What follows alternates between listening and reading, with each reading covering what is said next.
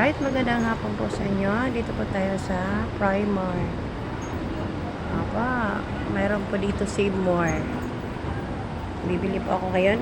Grocery muna ako, Mga Mars. Maganda dito. Mayroon po dito Mr. DIY. Alright.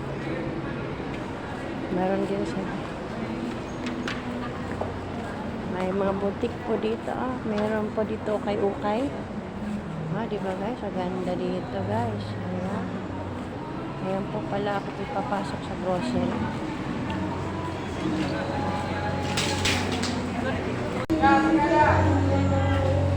Ay. Mga prutas sila dito.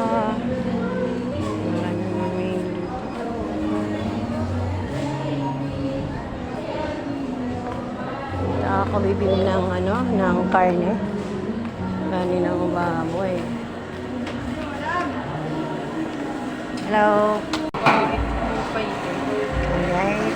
Dito na po yung mga binili ko. Lagyan natin sa basket. Aray. May mga gulay-gulay dito.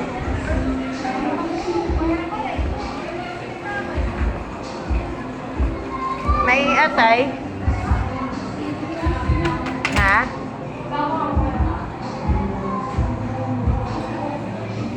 Sige Tapos yan nala ko yun adi nga balon-balunan. Bili po ako na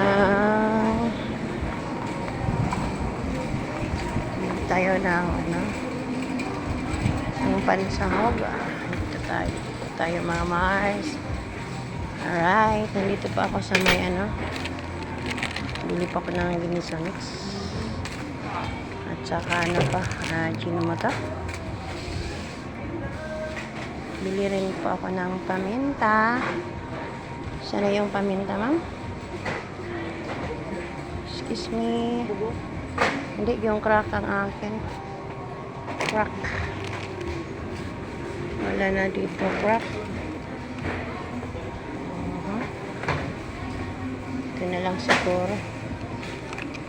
Alright. Alright, nandito po tayo sa may mga ketchup or sauce.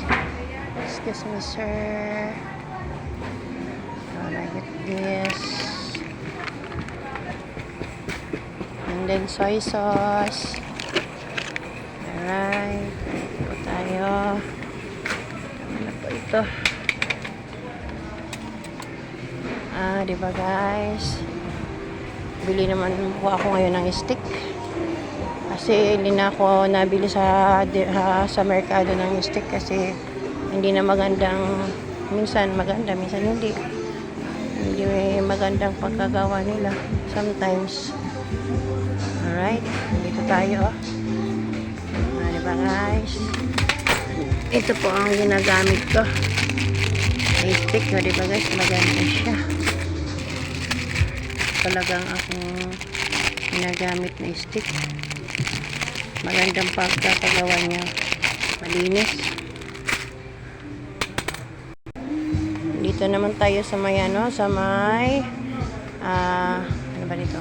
Yung mga panglinis. Diba guys? Oo nga pala, Sunrox. Ay, mayroon pa nga. Mayroon pa ako sa bahay. Alright, dito tayo sa tayo ng powder. Tipid muna tayo sa budget, Mga Mars. Ito ang binibilo ko ng sabon. Alright. Nagchichismisan pang mga tindera. Alright, pili tayo ng Milo.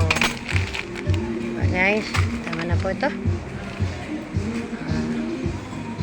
Sana po ay magustuhan yung video ko. Para like and share na tayo, Mga Mars. Salamat po. God bless.